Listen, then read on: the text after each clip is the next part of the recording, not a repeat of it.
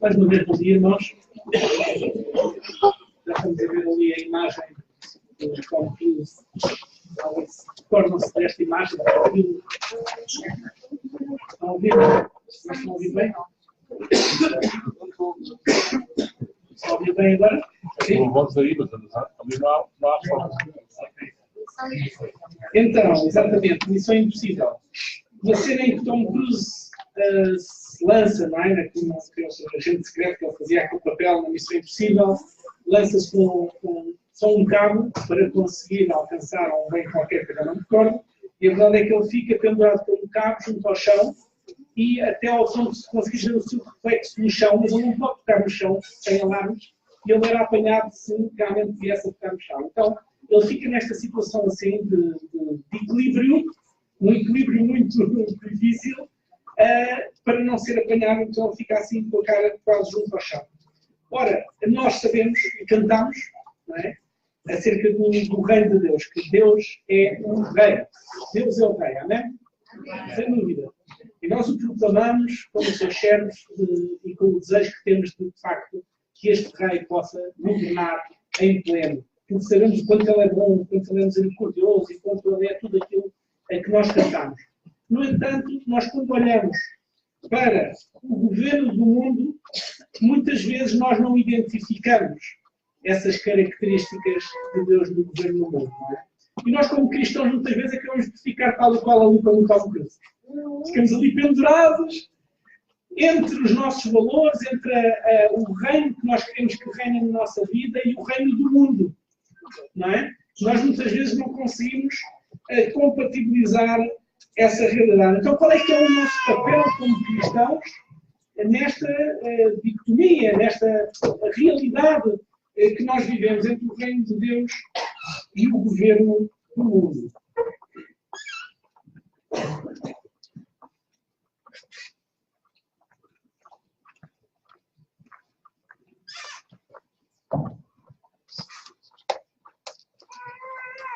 Vemos aqui, vamos avançar.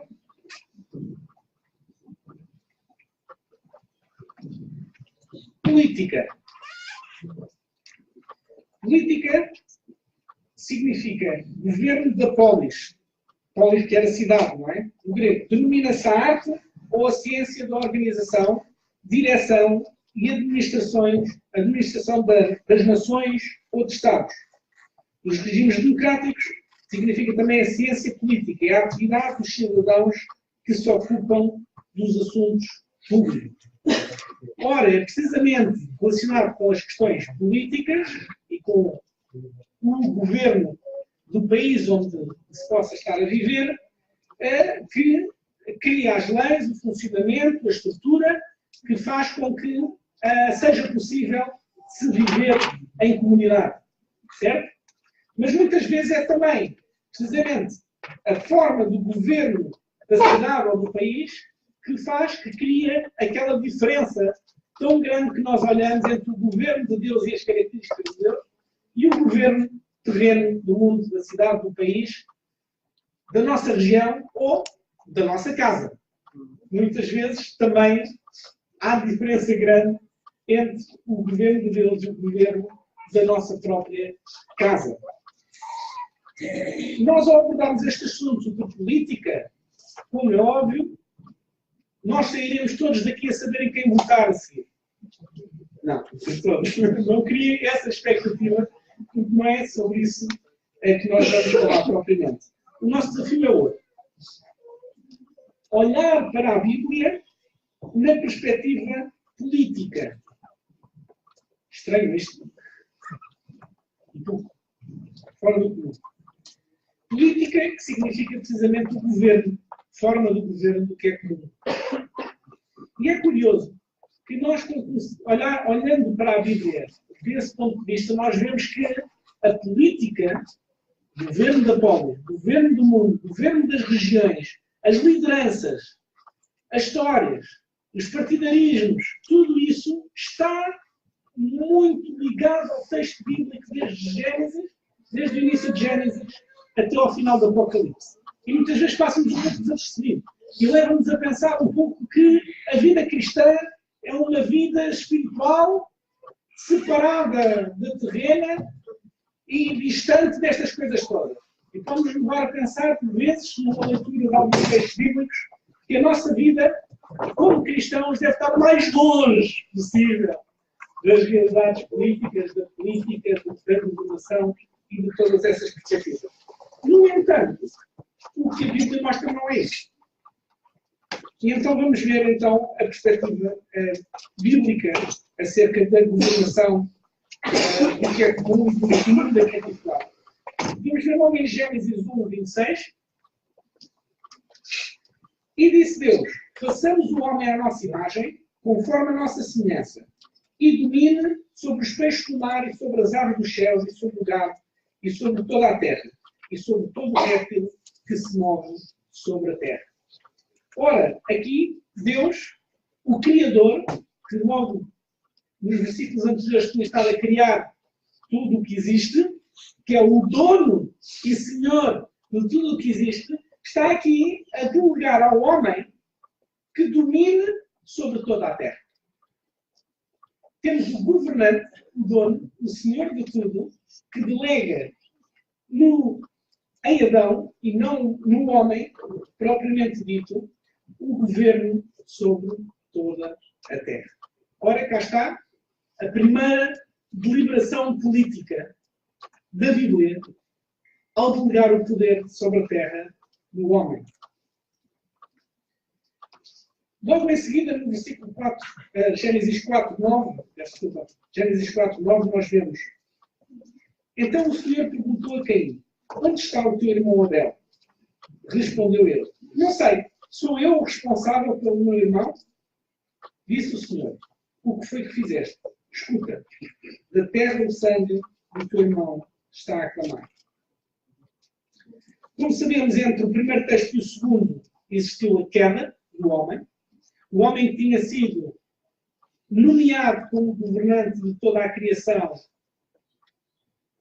não cumpre as diretrizes que Deus lhe tinha dado para a sua incumbência. Ele podia usufruir de tudo e tinha a incumbência de tratar, cuidar de tudo, igualmente. Portanto, usava e cuidava, e tinha apenas uma regra. Havia um bem, uma fruta, naquele caso, não é?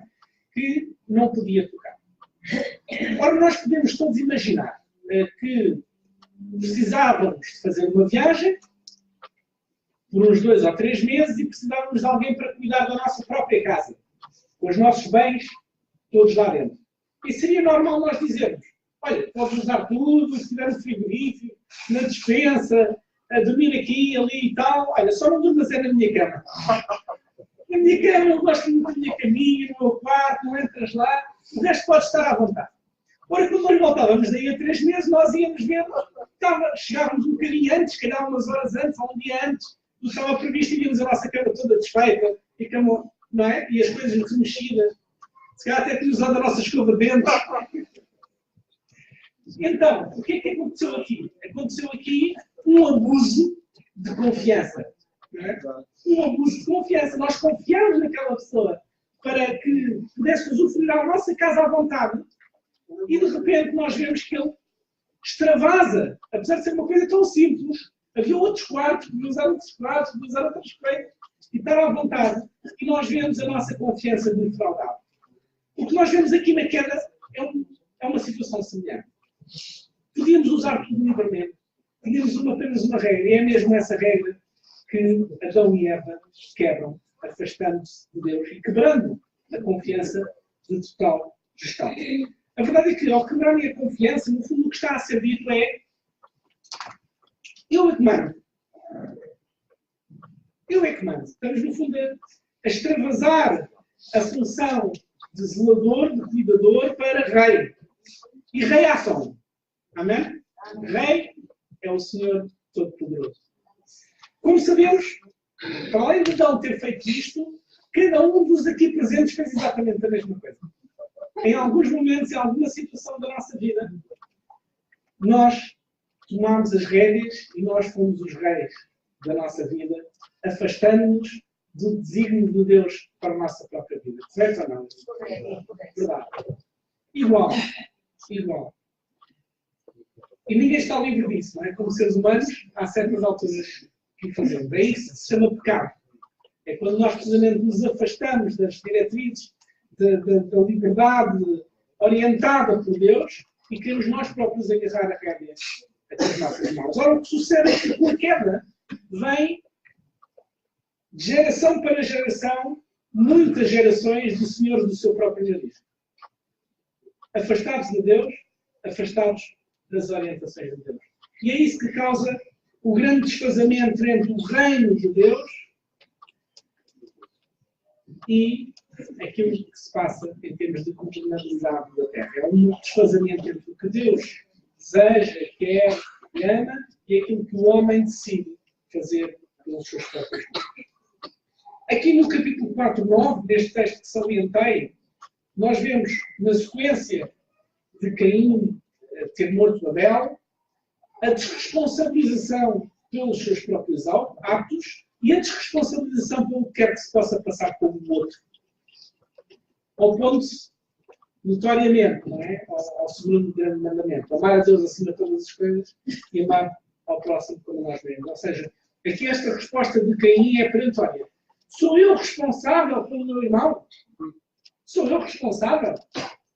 Isso é com ele. E muitas vezes nós temos essa tendência para, bom, isto é a minha vida, eu faço as coisas desta maneira, o outro que se oriente, o outro que resolva os seus próprios problemas, o outro que trata dos seus próprios assuntos. E nesta matéria de governação do que é comum, acontece a mesma coisa. Como é que é lá no condomínio? Todos têm condomínio? O administrador se resolva. E ninguém se quer envolver, ninguém quer tratar, ou não querem pagar as cotas. Nem todos os condomínios são assim. É verdade, há condomínios organizados e que as coisas funcionam. Mas muitas vezes essa é a tendência. Ou seja, o outro não importa. E a verdade é que, com todos o mesmo treino, não chover. Se começa a chover em cima, vai chegar lá abaixo. Não é? É uma questão de tempo. E a pessoa não tem consciência que estão todos na mesma situação. É o mesmo que acender uma fogueira num barco. Não é? Estamos a andar de barco. Não é preciso lançar as salsichas, vou acender uma fogueira no meio do barco. Todos afundam. Não é? Todos afundam. Ora bem, e aqui é a mesma coisa. É a situação de desresponsabilização do homem que o afasta do que é comum. O que afasta dos destinos políticos, dos destinos de gestão, seja da nossa família, do nosso condomínio, do nosso bairro, da associação de pais, do conselho, do país, da Europa ou do mundo, não é? É de responsabilização. Bom, há outros para tratar, eu não tenho nada a ver com isso. Alguém há de fazer e a coisa há de se resolver. Mas a verdade é que há aqui uma necessidade de corresponsabilização. O mesmo na igreja, não é? O mesmo na igreja. É fácil nós termos essa tendência. Bom, sujeira alguém há de vir limpar. Não é? Quando devemos realmente ter esse zelo e o cuidado, uns aos outros nos preocuparmos pelo que é comum, porque a igreja é precisamente o coletivo. Não é? A representação coletiva de Deus para a sua honra e para a sua glória. Ora, vamos então ver aqui uma retrospectiva bíblica acerca da questão da governação. Formas de governo na Bíblia. Vemos o primeiro modelo, e se nós conseguimos perceber alguma questão de escala, a evolução da governação da Bíblia, nós temos o primeiro modelo, que é o patriarcado. Nós vemos o patriarcado, de certa forma, desde Adão, porque aqui não é, porque é de uma forma mais clara, Abraão, Isaac e Jacó, que são os grandes patriarcas, não é? Como são conhecidos, mas em que o modelo de governação assenta precisamente na família. Portanto, o pai que assume funções de governação do coletivo.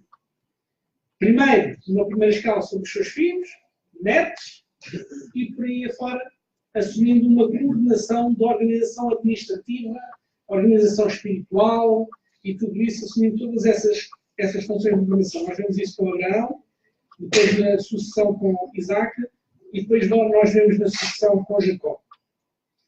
É curioso que muitas vezes nós temos a tendência para pensar que é a primogenitura, não é? O mais velho que assume funções, mas logo nestes exemplos nós vemos que o próprio Isaac já é o segundo filho, Ismael foi o primeiro. Nós vemos em Jacó é o segundo filho, Esaú foi o primeiro, mas ganha a primogenitura. E isto é especialmente relevante, porque nós vemos em vários momentos na Bíblia que nem sempre Deus se agrada com a sucessão familiar ou hereditária, não é? Porque Deus quer ter o controle, porque Ele é que é o rei. Ele é que é o rei. Ele quer decidir quem leva os rumos do seu povo, da sua nação ou da sua igreja. Nós vemos depois, na sequência do patriarcado, nós vemos o sistema dos juízes, conjugado com o sistema tribal. Lá está, o patriarcado evoluiu, a família em si deixa de fazer sentido só aquela relação de pai para filho, para neto, já cresceu, já os primos, os descendentes, os tetranetos, e surge o sistema tribal.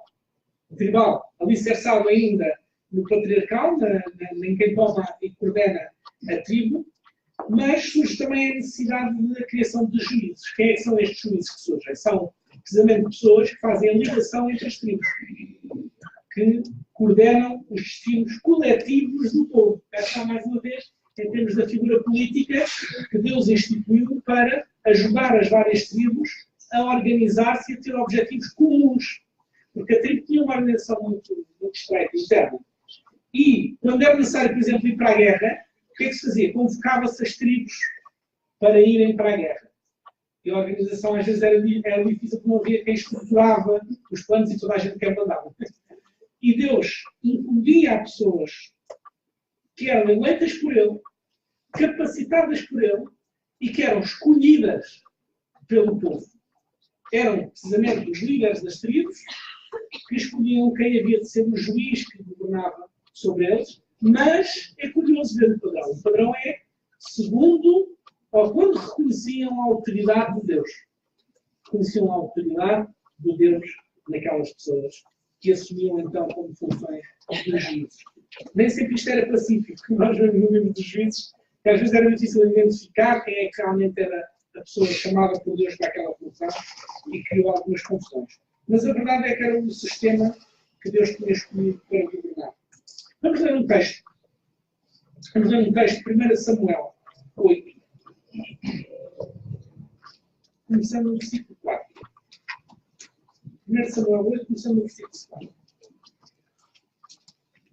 Nós, na nossa exposição, vamos dar especial importância aqui à questão dos juízes, porque, de facto, não só no texto que vamos ler, como se percebermos um pouco ao longo da Bíblia, nós vemos que é um modelo que Deus escolheu para a governação. 1 Samuel 8, versículo 4. Começa assim.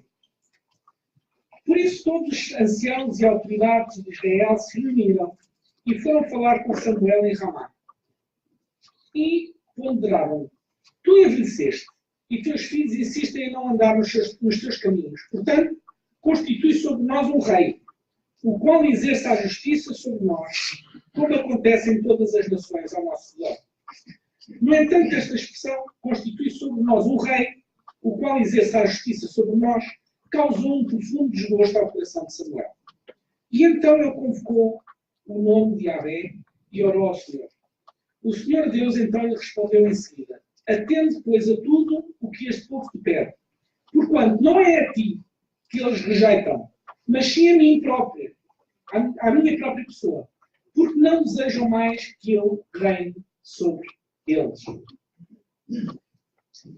Tudo o que têm feito comigo desde o dia em que os libertei e fiz subir do Egito até este momento, abandonando-me e prestando culto e adoração a outros deuses. Assim também estão fazendo contigo. Agora, portanto, atende ao que eles plateiam. Contudo, solenemente, lembra-lhes e explica-lhes todos os direitos do rei que reinará sobre eles. Portanto, nesta parte do texto, Deus diz claramente, ao rejeitarem o modelo dos juízes, em questão da dependência, da escolha de alguém que realmente Deus está com ele, estão a rejeitar a Deus. Estão a rejeitar o plano de Deus para a sua vida, para a vida e para a governação do povo de Israel. Deus diz isto claramente. E ainda exorta a Samuel para dizer, olha, se é isso que eles querem, então convém saberem o que é que esperam de um rei. E o que é que significa ter um rei. E aí entramos no versículo 10, a partir do versículo 10. Samuel comunicou todas as palavras do Senhor ao povo e que lhe rogava como um rei. Ele declarou, este é o direito do rei que reinará sobre vós. Ele convocará os vossos filhos e os encarregará dos seus carros de guerra e dos seus cavalos.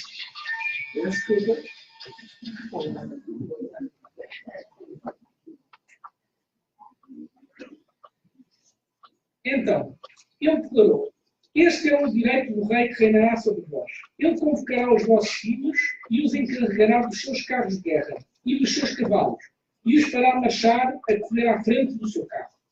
Determinará alguns como comandantes de 1000 soldados e outros como comandantes de 50. Ele os mandará arar as terras dele, fazer toda a colheita e construir armas de guerra, e todo o tipo de equipamentos para os seus carros de guerra. Ele tomará as vossas filhas para serem perfumistas, cozinheiras e padeiras. Tomará igualmente os vossos campos, as vossas vinhas, os vossos campos olivais, e os dará aos seus oficiais. Das vossas culturas e das vossas vinhas ele cobrará o dízimo, que destinará aos seus oficiais, criados, eunucos e serviçais. Os melhores entre os vossos servos e as vossas servas, os jovens, o gado, os jumentos, serão todos tomados, conforme a sua vontade para o seu uso particular. Exigirá também de vós 1/10 dos rebanhos, e vós mesmos vos tornareis escravos dele. Então, naquele dia, reclamareis com grande voz contra o rei que vós mesmos tiverdes escolhidos, porém não atenderá às vossas queixas naquele momento de aflição. Contudo, todo o povo recusou-se a ouvir a advertência de Samuel e exclamou, não, queremos ter um rei. Eis, pois, que seremos como todas as nações. Um rei nos governará e sairá à nossa frente para lutar em nossas batalhas. Então, depois de ter ouvido tudo o que o povo exclamou, Samuel o repetiu diante do Senhor. E o Senhor determinou, satisfaz, portanto, o desejo deste povo e constitui-lhes um rei. Então Samuel respondeu aos homens de Israel, volte cada um para a sua cidade. Então, nós vemos aqui que Deus queria governar e eleger a pessoa que pudesse governar sobre o povo em cada momento, consoante o seu coração e a determinação e a outorga da capacitação por parte de Deus, e o povo rejeitou essa solução. Preferiu ter um rei à semelhança dos outros povos. E apesar de advertir como é que os reis reinam, com total autoridade e poder absoluto sobre o seu reino, ainda assim eles preferiram mudar o modelo de governação. Ora, aqui nós vemos realmente a forma como Deus atua perante a governação do mundo. Deus constitui, Ele é o dono, Ele é o Senhor, Ele é o Rei, mas Ele dá grande autonomia para escolherem as suas próprias lideranças em termos de administração. Agora, também responsabiliza pelas consequências que daí advirão. Inclusive ele refere. Depois venham reclamar que eu não vos vou ouvir. Não é? Deus diz isso aqui no texto, se tiverem tempo. Depois não venham reclamar sobre a governação que vocês próprios escolheram para vocês. Ora, assim foi. Passou a governação dos juízes para os reis. Vocês repararam aqui que a cobrança dos impostos era um dízimo de tudo aquilo que recebessem e isto era dito no texto realmente com uma grande opção sobre o povo. Ora, hoje em dia nós cobramos 50% dos nossos rendimentos vai tudo para o Estado. Então as coisas evoluíram um bocadinho em termos da cobrança dos impostos. Mas, de facto, Nós vemos aqui muitas semelhanças com a governação de hoje, não é? A necessidade do serviço militar obrigatório, hoje em dia já não é, mas muitos aqui estão, provavelmente o tiveram que cumprir. A necessidade de servir os ministros e os governantes que se servem e ocupam as terras e oprimem muitas vezes o povo, não é? Tudo isso não é uma coisa assim tão antiga e distante que não nos seja parte da nossa realidade.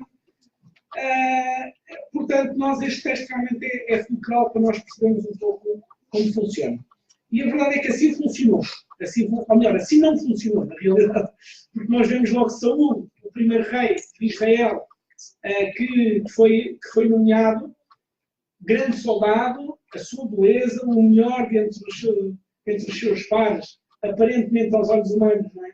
Para a governação. Deus aceita e nomeia-o como rei, e nós vemos que pouco tempo depois cai, rompe-se logo a sua genealogia, não é? a sua descendência como reinado, e é David, outro escolhido por Deus e nomeado pelo profeta para tomar a posse dos cursos do reino. Ora, nós vemos logo aqui, Deus permitiu, mas logo assim há uma futura muito semelhante aos juízes, não é? A nomeação do homem idóneo, segundo o coração de Deus, que é eleito para exercer a governação.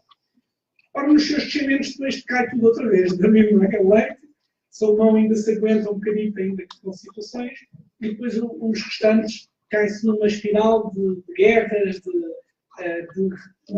negação de Deus como rei. Porque, no fundo, é isso que está aqui sempre patente. Desde Adão, a negação da autoridade de Deus naquela particularidade, como vemos depois em todas as outras situações ao longo da história de Israel, os reis que são fiéis a Deus, Deus os mantém na governação e faz prosperar o seu reino, os infiéis, o reino cai em desgraça. Ou seja, repare-se aqui, nós temos uma grande tendência a observar a literatura cristã, a Bíblia, como uma palavra individual para as pessoas. E é. Mas muitas vezes escapa-nos esta linha condutora de todo o texto bíblico, direcionado para as lideranças, para quem governa, para os povos, para as cidades. Ou seja, há aqui uma ligação contínua dos textos bíblicos, não só relacionada com o indivíduo, mas relacionada com o grupo onde ele está inserido e com a corresponsabilidade do grupo com o curso da história que lhe sucede a seguir. Hoje em dia nós, muito distantes disto, não é? Nós, efetivo individualista, olhamos para os textos bíblicos só o que é que isto me diz a mim. E esquecemos do que está a acontecer na sociedade. Esquecemos do nosso papel como servos e ministros de Deus na Terra para termos intervenção profética de iluminar com os princípios e valores, com a nossa atitude de serviço, a realidade que está ao nosso lado. Facilmente nos concentramos ou estamos preocupados com uma determinada matéria e não reparamos na pessoa que está ao nosso lado, necessitada. Ou se reparamos, dizemos, não, vou orar por ela, e não damos nada para mudar, não fazemos nada para mudar a realidade dessa pessoa. Dos reis e profetas, nós chegamos aos impérios. Aos impérios que invadiram a zona de Israel. Mas é curioso nós vermos também que, do tempo dos impérios, nós temos várias pessoas que Deus chamou, que foram líderes do seu povo, ou seja, com uma semelhança muito grande aos juízes antigos, que pela sua idoneidade, pela sua relação com Deus, foram relevantes e conduziram o povo de Israel, mesmo na diáspora, mesmo subjugados por outros impérios. Nós vemos o caso de Daniel e os amigos, nós vemos o caso do próprio José, no contexto antes, mas também subjugado no Império Egípcio. Nós vemos Neemias, nós vemos Esdras, nós vemos uma série de outras pessoas que foram relevantes, que foram levantados como liderança de Deus para o seu povo e que tiveram uma influência e um impacto incrível, não só no seu povo, mas nos impérios onde estavam inseridos. Tornando-se muitas vezes os governantes logo em seguida aos imperadores, não é? Como vemos o caso de Daniel, como vemos outros exemplos em que sucedeu situações semelhantes. Então, o tempo dos impérios também reproduzimos um pouco esta perspectiva. Apesar de não terem independência e autonomia no curso das suas decisões, estarem subjugados a nações terceiras, ainda assim Deus levanta líderes capacita-os e leva-os a governar o seu próprio povo e a ter impacto de influência nos impérios onde estão inseridos e a mudar o curso da história ao nível dos impérios onde estão inseridos. De certa forma, e já no contexto do Novo Testamento e do desenvolvimento do Reino de Cristo, nós vemos influências também nos impérios romanos. O próprio apóstolo Paulo é recebido pelo imperador. É recebido no espaço na Grécia, também perante as lideranças da sua região, e começa a marcar passo. Mas agora, acerca do Reino de Cristo, nós já vamos avançar. Permitam-me só fazer aqui, sublinhar aqui alguns aspectos anteriores. Nós ainda, no tempo dos patriarcas, portanto, Abraão recebeu um mandato muito específico, que diz assim, em Gênesis 12, 1 a 3. Ora, disse o Senhor a Abraão, sai da tua terra e vai para a terra que te mostrarei. De ti farei uma grande nação. Abençoarei os que te abençoarem e amaldiçoarei os que te amaldiçoarem. Em ti serão benditas todas as famílias da terra. Neste mandato de Abraão, nós vemos um mandato específico, vemos uma outorga de poder civil, não é? Cá está, mais um mandato político de tomar posse de uma determinada terra, governá-la, ele veio por Deus para governar, criar uma grande nação e que essa nação não seria relevante só para si mesma, mas que abençoaria todas as famílias da terra. Aqui neste mandato nós vemos este mesmo padrão, muito semelhante ao de Adão, de outorga e responsabilidade pelo mundo, e vemos realmente a influência, a necessidade de não estar só concentrado em si próprio ou no seu grupo, mas de ser uma nação aberta, uma nação transformadora do mundo que a rodeia. Depois nós temos o mandato de Israel, Israel propriamente dito como nação, povo escolhido de Deus, mas um povo escolhido não para si próprio, mas para ser exemplo das nações. Como nós vemos em vários textos bíblicos que deveria seguir esse mesmo mandato.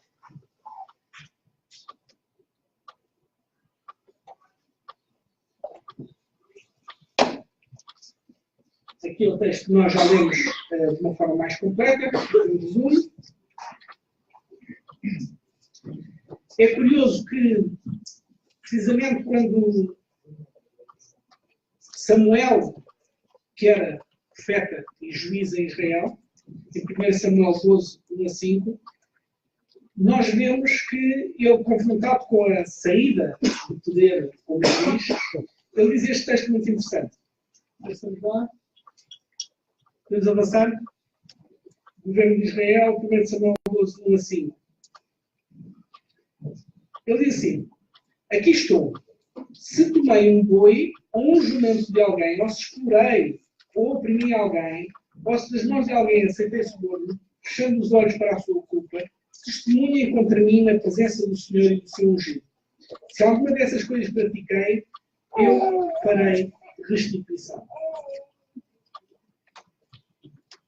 O próprio Samuel coloca-se perante o povo para ser ajuizado o trabalho que ele fez de governação. E é curioso realmente aqui os aspectos que salienta, que são precisamente os mesmos aspectos que são renovados em vários textos bíblicos dos profetas, em que, e se repararem, quase todos os profetas, a mensagem-chave é dirigida aos governantes, ou às classes que lideram não só temos civis, os profetas e os sacerdotes, que em conjunto governavam o povo. E aqui, de facto, ele salienta a questão de oprimir alguém, e há uma grande tendência do mais forte a oprimir o mais fraco, e a necessidade da governação proteger o mais fraco, os mais fracos da sociedade, quer seja em termos de minorias, quer seja em termos de saúde, quer seja em termos de dificuldades económicas ou outras, e os textos bíblicos continuamente salientam esta situação, de os governantes não poderem explorar nem oprimir o mais fraco. Pelo contrário, protegê-los e preservá-los no âmbito das relações humanas, sociais e económicas, de forma a estarem protegidos. Por outro lado, a necessidade de não aceitar suborno. Sim, não é de agora. Não é de agora, irmão. Todos os, e isso vê-se em vários textos bíblicos também, que era logo um timbre do afastamento de Deus, era o zelar pelo seu próprio interesse. O zelar pelo seu próprio interesse está extremamente ligado ao afastamento de Deus. Porque perde-se a noção do geral e passa-se a pensar no seu próprio bolso.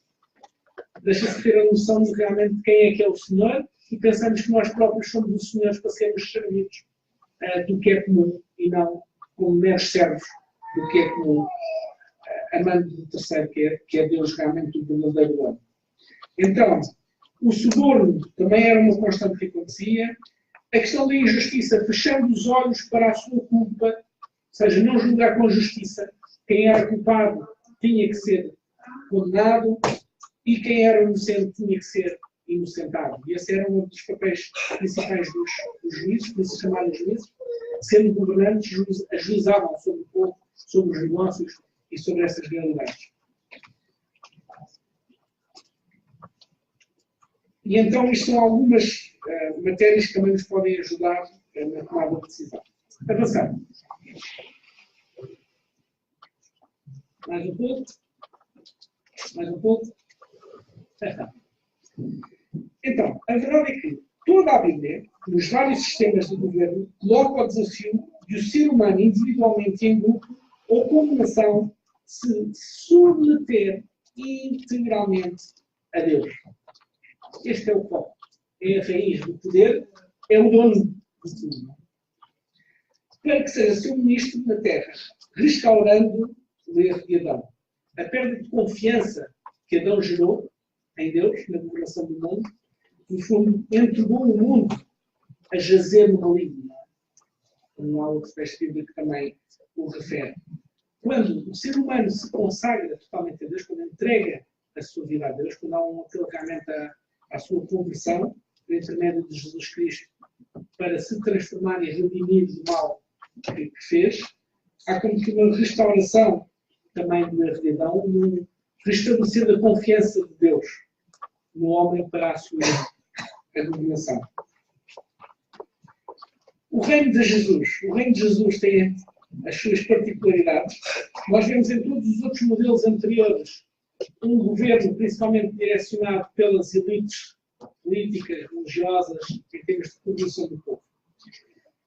Vamos ler João 18:36.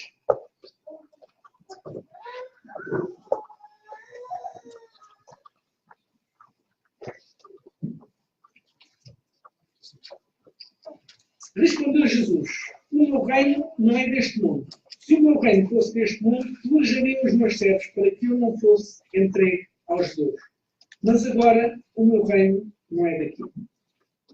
Jesus responde isto durante o seu próprio julgamento, em que o estão a acusar de querer ser rei dos judeus. Mas a verdade é que Jesus tinha um plano mais elevado. Deus queria ser o rei do coração de todos os homens, em todo o mundo. O plano já não era ser o rei dos judeus, mas era realmente cumprir o chamado de Abraão, cumprir o chamado do povo de Israel, para poder alcançar todas as famílias da terra, através do testemunho daquilo que se viveu ali na Palestina, para servir de testemunho e de exemplo da palavra de Deus para toda a humanidade. E em Jesus veio para cumprir esse recurso global para todo o ser humano e poder realmente reinar no coração de todos os homens. Vemos Marcos 3:35. Pois qualquer pessoa que fizer a vontade de Deus, esse é meu irmão, irmã e mãe.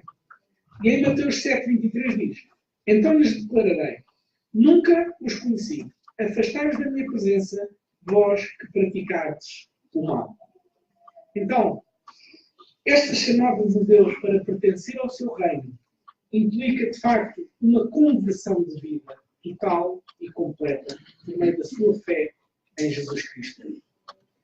Uma transformação que vem de dentro, que não é imposta por meios coercivos do exterior que nos obrigam a agir desta ou daquela maneira, mas que é uma conversão interior que emana do nosso âmago, o reconhecimento da nossa pequenez, o reconhecimento das nossas fragilidades e o encontro com o Deus Todo-Poderoso e capaz para nos conduzir nos nossos passos e nos guiar a este reino de amor, de paz, de harmonia, de solidariedade que, no fundo, todos almejamos. Conclusões. Todo cristão é chamado a seguir a Jesus Cristo e a comprometer-se com a missão de Deus no mundo. Os benefícios da salvação são inseparáveis de um estilo de vida missionário que dá e continua a cumprir os desígnios daquele que nos mandatou. O exercício do sacerdócio universal dos crentes em todas as esferas da vida humana, segundo os dons e ministérios que o Espírito de Deus otorgou. Nós não precisamos ficar a pensar, bom, eu não sei fazer grande coisa, há outros que fazem melhor. Nós só precisamos de cumprir aquilo que Deus nos capacitou. Com as nossas próprias características. Não precisamos ter as características do outro. Deus só nos vai pedir contas de como nós usamos os nossos dons, talentos e capacidades. Não que tenhamos capacidades que não temos. Deus capacita os seus servos exatamente para aquilo que Ele quer que façam. Então nós não precisamos de olhar para lá, precisamos de olhar para Deus. A vida cristã em todas as suas dimensões a nível pessoal e comunitário é o testemunho primordial da soberania universal de Jesus Cristo e do poder transformador do Espírito Santo. É impossível, irmãos, haver um servo do Deus Altíssimo que não causa transformação. É impossível. O Espírito Santo do Deus Altíssimo está nele e é impossível realmente contê-lo ou não está nele. Então precisamos de vigiar seriamente o nosso compromisso com Deus com a unção do seu Espírito para medirmos o nosso impacto também ao nosso redor. A missão é muito mais do que palavras. Tem a ver com qualidade de vida. Recupera o propósito original de Deus para a acumulação do ser humano com o Criador, com o próximo e com a criação. Entregar o governo a seu dono. Deus é o dono de tudo. Nós não podemos entregar nenhuma área da sociedade portuguesa, nós não podemos entregar a Satanás.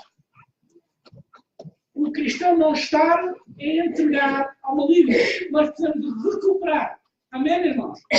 Vamos ganhar esta nação para Cristo. Algumas resoluções práticas.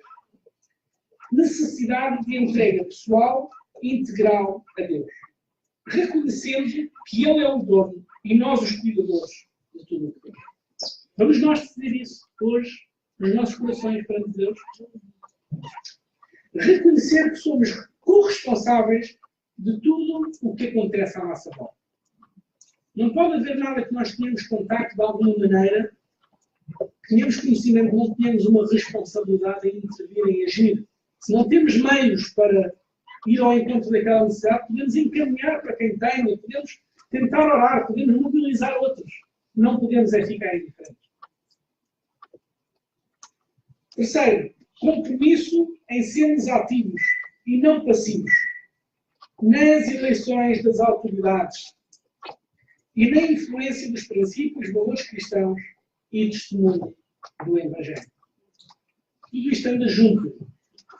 Nós, como servos de Deus Altíssimo, ministros de Deus na Terra, nós precisamos assumir a responsabilidade, agarrar o curso e não deixar a água passar. Nós precisamos de cumprir o nosso mandato.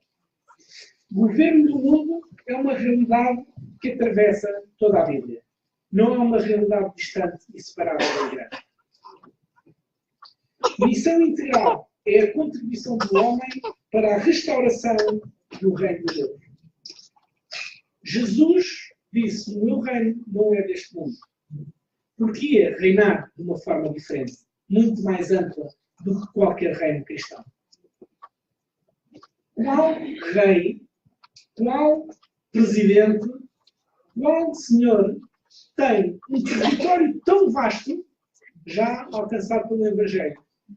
Tantos cidadãos entregues ao reinado de Jesus no mundo e que o seu reinado tenha durado tanto tempo que já temos o reino de Jesus, pelo menos, implantado há 2000 anos e a crescer em propagação. Não há nenhum reinado físico terreno que tenha tido tanta influência no curso do mundo como este reino de Jesus. Nós às vezes queremos classificá-lo como meramente espiritual, mas que teve um impacto real, terreno no mundo, físico como nenhum reino na Terra. E cabe-nos a nós dar continuidade à propagação deste reino. Amém?